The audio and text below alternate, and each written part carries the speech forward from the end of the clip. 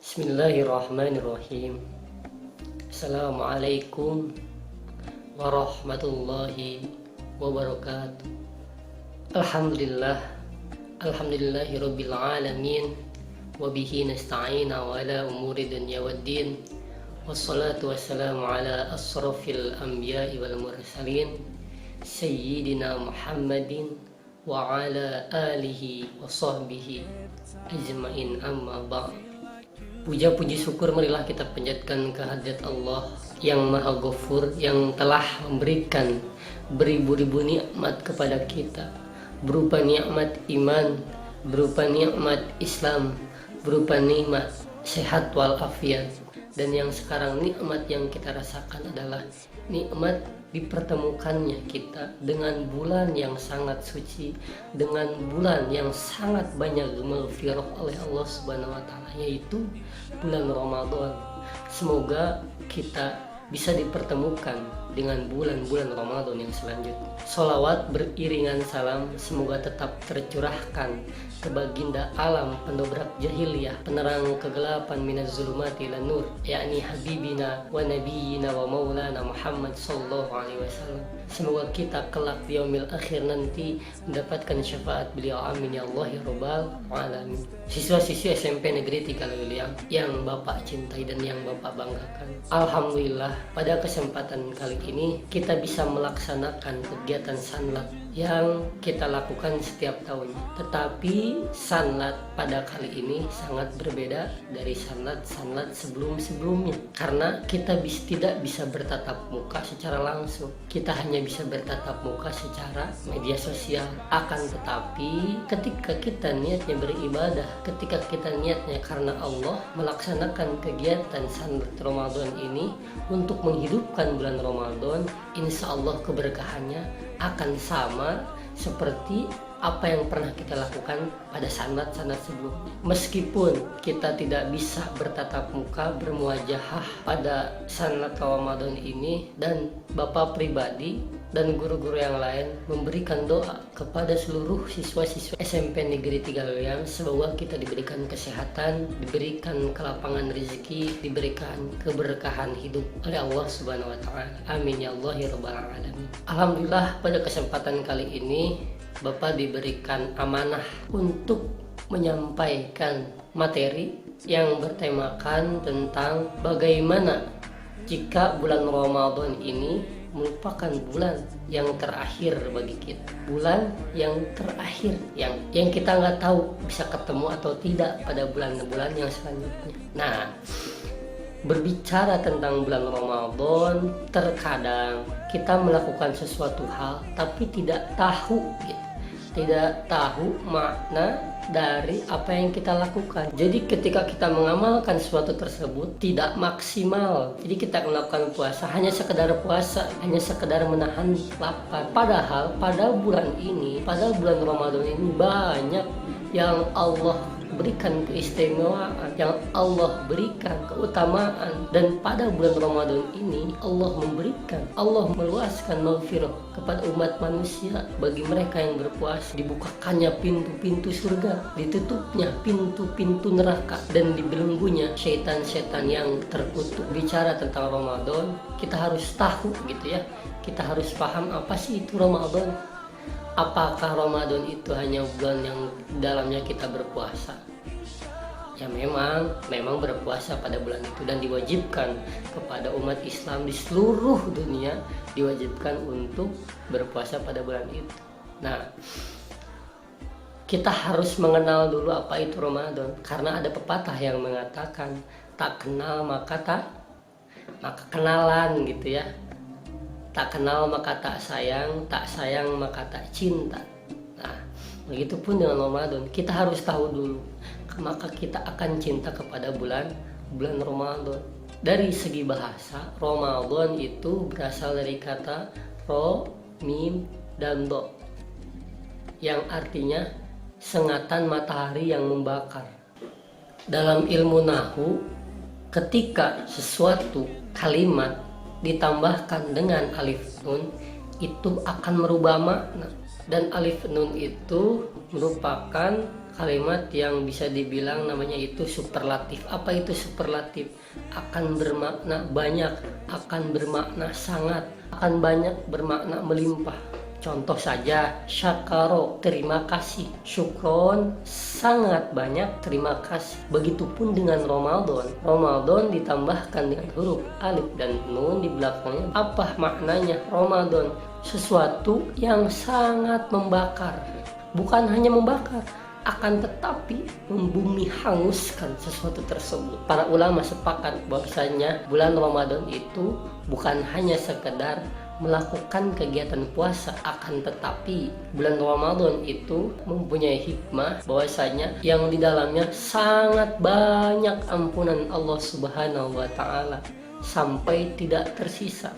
Hadis riwayat Bukhari, man shoma ramadhana imanan wahtisaban ghufira lahu ma taqaddama min dzambi. Man shoma, siapa yang berpuasa, man shoma ramadhana, siapa yang berpuasa pada bulan Ramadan. Ini dihususkan hanya untuk bulan Ramadan.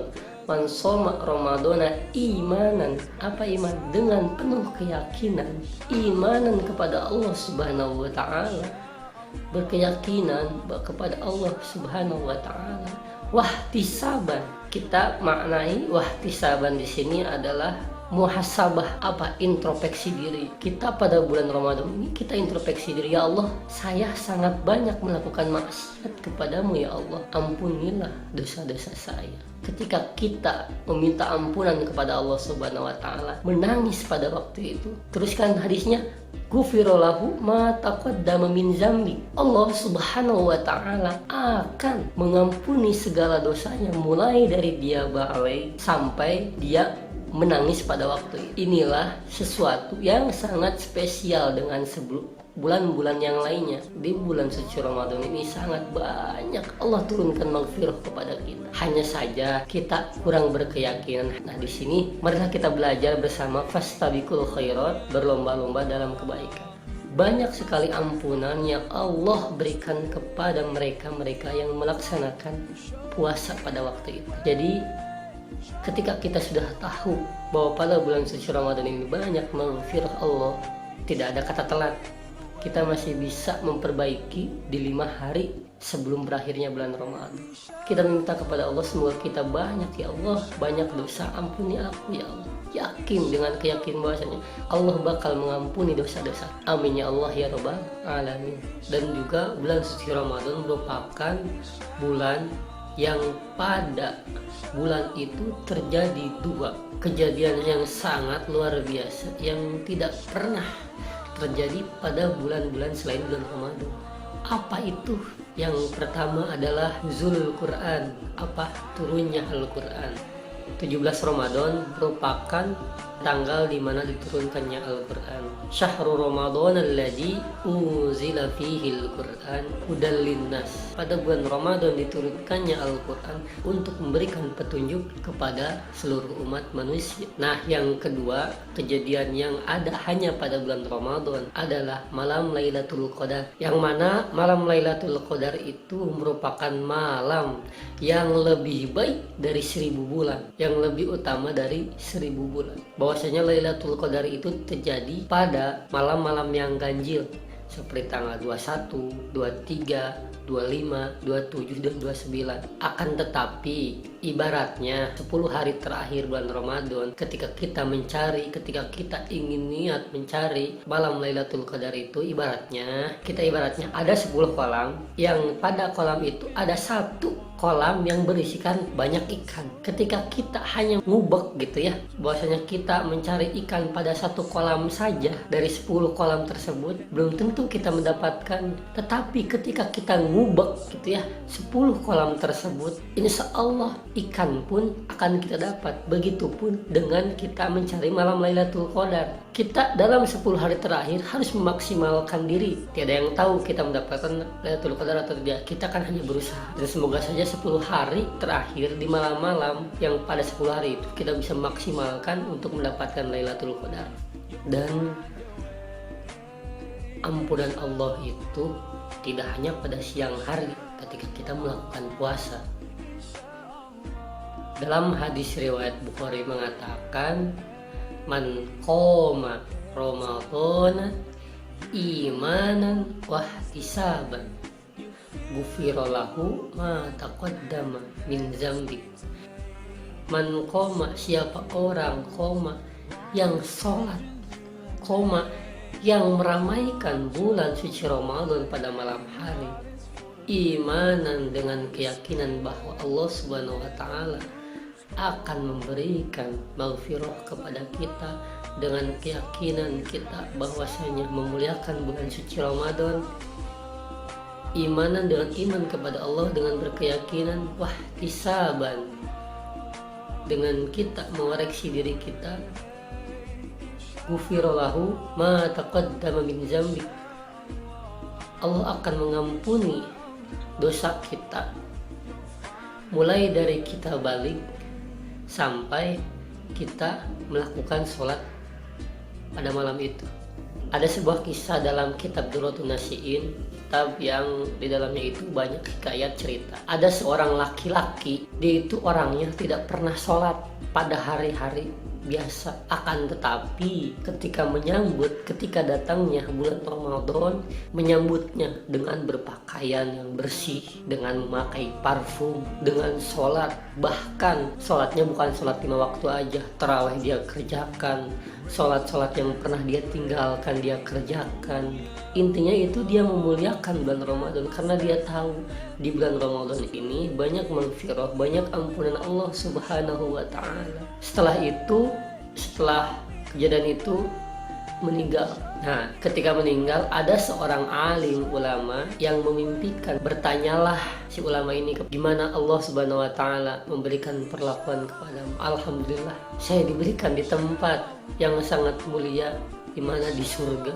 Itu kan sebuah keanehan, orang yang tidak pernah sholat sama sekali di bulan lain selain bulan Ramadan, tapi ketika dia memuliakan bulan Ramadan tersebut, Allah memberikan ridho kepadanya. Hikmah yang bisa kita ambil dari cerita tersebut, orang yang gak pernah sholat saja yang memuliakan bulan Ramadan diberikan keistimewaan mendapatkan surganya Allah dan maghfirahnya Allah.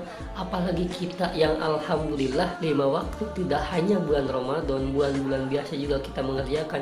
Insya Allah dengan keyakinan yang tinggi kita akan mendapatkan maghfirahnya Allah Subhanahu wa ta'ala. Amin ya Allah ya Rabbal Alamin. Alhamdulillah, dari penyampaian Bapak bisa kita ambil kesimpulan dari 5 Ramadan terakhir ini. Marilah kita maksimalkan. Yang lalu biarkanlah berlalu, let's go on, be bygone gitu ya. Yang lalu biarkanlah sekarang. Mari kita niatkan karena Allah, mari kita niatkan untuk beribadah, untuk memuliakan bulan Ramadan, karena tidak ada yang telat, semua bisa diperbaiki. Kesimpulannya pertama adalah kita niatkan karena Allah. Apa yang kita lakukan di bulan Ramadan ini kita niatkan karena Allah, karena ketika niatnya karena Allah, lillah, biar gak lelah. Yang kedua adalah hadirkan bahwa sesungguhnya ajal itu pasti akan datang. Muda tidak menjadi faktor dia tidak mati terlebih dahulu. Begitupun dengan tua. Jadi kita tidak tahu, kullu nafsin dha'iqatul maut. Setiap yang bernapas pasti akan merasakan namanya mati. Yang ketiga, bergegas melakukan kebaikan sekecil apapun itu dengan niat karena Allah. Insya Allah apa yang kita lakukan karena Allah akan dibalas lagi dengan Allah, dengan kebaikan-kebaikan Allah Subhanahu wa ta'ala pada suatu hari nanti. Yang keempat, rencana apa yang akan kita lakukan, apa yang kebaikan yang kita lakukan. Ketika kita sudah melakukan target, ketika kita sudah menjadwalkan kebaikan kita mati pun akan syahid, karena kita sudah berusaha untuk menjadi pribadi yang lebih baik. Muhasabahnya, marilah kita 5 hari ini memaksimalkan bulan Ramadan ini dengan sebaik-baiknya. Semoga kita bisa dipertemukan dengan bulan Ramadan yang sebelumnya. Dari Bapak pribadi, mohon maaf bila ada banyak kata-kata yang salah, karena itu murni dari Bapak. Dan ketika ada kata-kata yang baik, sesungguhnya itu dari Allah Subhanahu wa ta'ala. Ungdur ma qala wala tangdur man qala. Lihatlah ucapannya, jangan lihat orangnya. Terima kasih, semoga bermanfaat. Wallahu muwaffiq ila aqwamit thoriq wal anfu minkum. Wassalamualaikum warahmatullahi wabarakatuh.